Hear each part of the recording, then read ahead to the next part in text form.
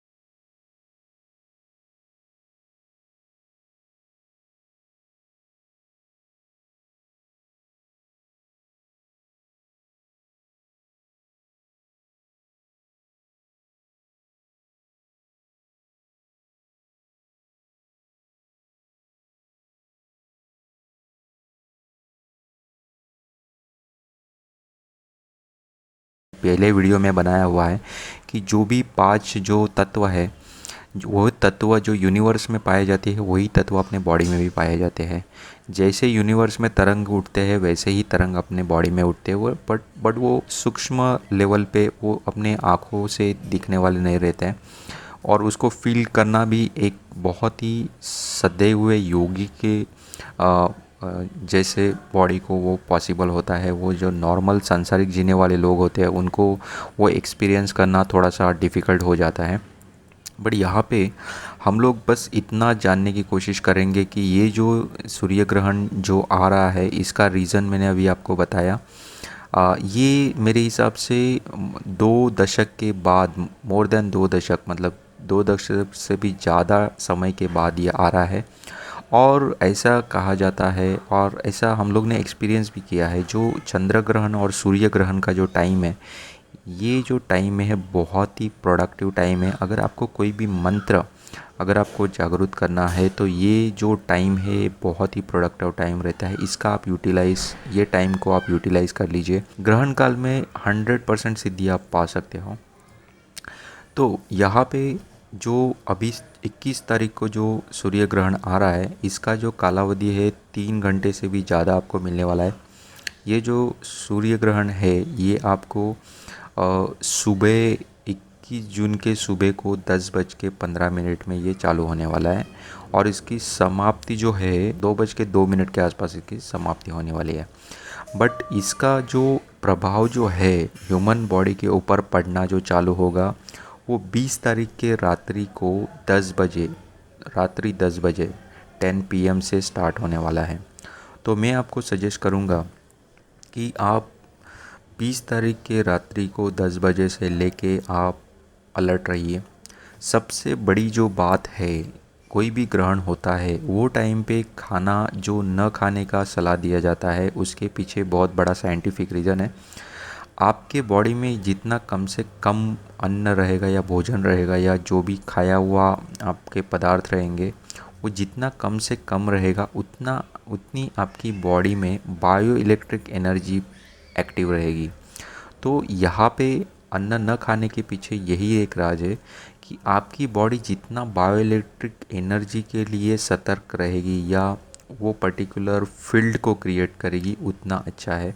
तो इसके लिए आपका जो भोजन है 20 तारीख के 10 बजे के पहले आपको खाना है, उसके बाद नहीं खाना है। बिकॉज़ अगर आपने 10 बजे के बाद खाना खाया तो उसके बाद बॉडी में इसका जो वाइब्रेशंस एंड एनर्जी का जो चेंजेस आने वाले हैं, वो उसके वजह से वो अन्न के ऊपर बहुत ही गहरा प्रभाव पड़ेगा और उसका ही प्रभाव आपके बॉडी के ऊपर पड़ेगा। वो फिर प्रभाव आपके एनर्जीज़ के ऊपर पड़ेगा, आपके जो भी उससे घटक बनने वाले उसके ऊपर पड़ेगा, फिर आपके थॉट प्रोसेस। ये सब चीज़ों को अवॉइड करने के लिए आपको सजेस्ट किया जा रहा है कि आप 20 तारीख रात्रि 10 बजे के पहले आपका जो भी भोजन है वो आप कर लीजिए।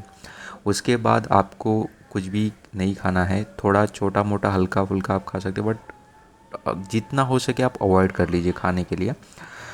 उसके बाद मैं बोलूँगा कि आप 21 तारीख सुबह 10:15 बजे के पहले ऑलमोस्ट अराउंड 10 बजे से ही आप आपका आसन अच्छे से आसन जो कि आपके बायो इलेक्ट्रिक एनर्जी को अर्थिंग ना प्रोवाइड करे, ऐसा आसन जो कि वो पर्टिकुलर एनर्जी को आप ग्राउंडिंग नहीं कर सकते हो, मतलब वो ग्राउंड में नहीं जाना चाहिए, ऐसा आसन आप ले लीजिए। उसके बाद एक लोटा पानी का या मग आप आपके साथ में रखिए, ताकि आप करीबन 3 घंटे से ज़्यादा एक जगह पे बैठना वाले हो। जितना आप ज़्यादा से ज़्यादा बैठ सकते हो उतना आप बैठो, वो मेरी सलाह रहेगी। अगर आप नीचे बैठ नहीं पाओगे तो आप कुर्सी में बैठो, लेकिन आप बैठो एक जगह पे। आपकी बॉडी, आपका जो स्पाइन है, जो आपके पीठ का जो स्पाइन है, वो बहुत ही स्ट्रेट होना चाहिए। अगर आप किसी के पैर में दर्द है या किसी को बैठने के लिए प्रॉब्लम है तो आप कुर्सी का सहारा ले सकते हैं, बट आप जितना हो सके वो कंसंट्रेट कर दीजिए। कंसंट्रेशन के लिए मैंने जैसे आपको पहले भी बताया है कि कंसंट्रेशन के लिए आप ब्रीदिंग टेक्निक का यूज़ कीजिए। ब्रीदिंग टेक्निक क्या है मैं आपको नेक्स्ट वीडियो में बताने वाला हूँ, और ऑलरेडी आप जाके वहाँ पे चेक कर लीजिए, वो वीडियो आपको मिल जाएगा। यहाँ पे क्या है कि आपके थॉट पे कंट्रोल होना बहुत ही ज़रूरी है, और अगर आपने थॉट पे कंट्रोल कर लिया तो सिद्धि आपकी दूर नहीं। दूसरी सबसे बड़ी बात, ये अभी जो 5 दिन हैं आपके पास, वो 5 दिन में आप कोशिश कर लीजिए एनर्जी को बहुत ही प्योर फॉर्म में रखें। जो भी भोजन लेने वाले, जो अन्न ग्रहण करने वाले, वो बहुत ही प्योर सात्विक ले ले। तो ये क्या है, इससे आपके जो बनने वाले सीमेंस की क्वालिटी के ऊपर भी फ़र्क पड़ेगा और वो जल्दी से जल्दी सिद्धि देने में आपको काम करेगी। तो यहाँ पे हम लोग जो बात करेंगे क्लीम की मंत्र की, तो क्लीम मंत्र आपको चैंटिंग करना है ये पर्टिकुलर टाइम में। मिनिमम से मिनिमम आपको जो क्लीम चांटिंग करने का जो ये रहता है, समय रहता है, वो 11 माला कोई भी मंत्र के लिए दिया जाता है, बट यहाँ पे आपको 3 घंटे से भी ज़्यादा टाइम मिल रहा है। तो जितना हो सके आप मंत्र के वाइब्रेशन के ऊपर, मंत्र के शब्दों के उच्चारण के ऊपर ध्यान दीजिए। कहाँ से बॉडी पे किधर किधर उसका प्रभाव हो रहा है, कहाँ पे वाइब्रेशन क्रिएट हो रहा है। जैसा मैं मेरे पहले भी वीडियो में बता चुका हूँ कि क्लीम मंत्र सबसे ज़्यादा वाइब्रेट करता है वो मूलाधार चक्र पे करता है, तो वहाँ पे सबसे ज़्यादा फोकस करना है। आपकी जो एनर्जी है वहाँ पे कॉन्सेंट्रेट करनी है, ताकि जल्दी से जल्दी वो एक्टिवेट हो जाए। 3 घंटे से भी ज़्यादा समय तो काफ़ी होता है। अगर पॉसिबल हो सके, अगर आपने सवालक मंत्र जाप अगर ये 3 घंटे से ज़्यादा टाइम में अगर आपने सक्सेसफुली कर लिए, तो मैं बोलता हूँ कि आपकी सिद्धि उसी दिन उसी समय हो जाएगी। आप इमीडिएटली जानोगे कि आपके बॉडी में एक जैसा करंट आप पास हो रहा है, आप कोई भी चीज़ को अट्रैक्ट कर रहे हो। अगर ये आपने सवालक मंत्र का जप अगर सेम डे कर लिया तो फिर आप सोचोगे वही चीज़ होने लगेगी। तो ये सबसे बड़ी बात यहाँ पे हम लोग को नोटिस करनी है। उसके बाद जैसे ही आपका ये मंत्र कंप्लीट हो जाएगा, आपको कुछ भी करना नहीं है। अगर किसी को स्नान करना है तो आप जाके स्नान कर सकते हो, बट इमीडिएटली आप अन्न ग्रहण या भोजन मत खाइए। उसके बाद थोड़ा टाइम दीजिए, थोड़ा उसको जाने दीजिए टाइम को। थोड़ा सा जो इफ़ेक्ट है, वो इफ़ेक्ट जो वाइब्रेशनल इफ़ेक्ट है या एनर्जीज़ का इफ़ेक्ट है, उसको थोड़ा सा नलीफाई होने दीजिए, थोड़ा न्यूट्रल होने दीजिए। उसके बाद हल्का फुल्का थोड़ा खाइए, और हो सके तो फिर शाम के टाइम आप भोजन कर सकते हो। तो ये 5 डेज़ आपके लिए बहुत ही इम्पॉर्टेंट है। एंड एक जगह पे कोशिश करोगे, एक ही जगह पे बैठ के ये 3 से ज़्यादा घंटे का जो समय है, जो ग्रहण काल है, 10 सवा 10 बजे से लेके 2 बज के 2 मिनट का, ये पूरा आप एक ही आसन पे निकालें। आपके लिए जो आसन आप लेंगे तो वो अच्छा एक जाड़ा कोई कपड़ा ले, या फिर जो ले वो वहाँ से आपके बॉडी में जो एनर्जी क्रिएट होगी वो नीचे चली ना जाए। आप धरती को या फर्श के ऊपर आपकी बॉडी टच नहीं होनी चाहिए, ऐसा होना चाहिए। तो ये सबसे बड़ी बात है। और मैं बोलता हूँ कि आप ग्रहण काल में जो भी मंत्र लोगे, मेरे हिसाब से आप क्लीम लीजिए। क्लीम सबसे ज़्यादा फास्टेस्ट वे से आपको इफ़ेक्ट देगा और सिद्ध हो जाएगा। क्योंकि आप देख लीजिए, कोई भी बड़ा से बड़ा मंत्र हो उसमें क्लीम यूज़ किया जाता है, और क्लीम ऐसा मंत्र है जो आपका कोई भी गोल हो, कोई भी सिद्धि पानी हो, ईज़िली आपको वो सिद्धि की तरफ लेके जाता है। तो आप कर लीजिए और मुझे कमेंट में बता दीजिए।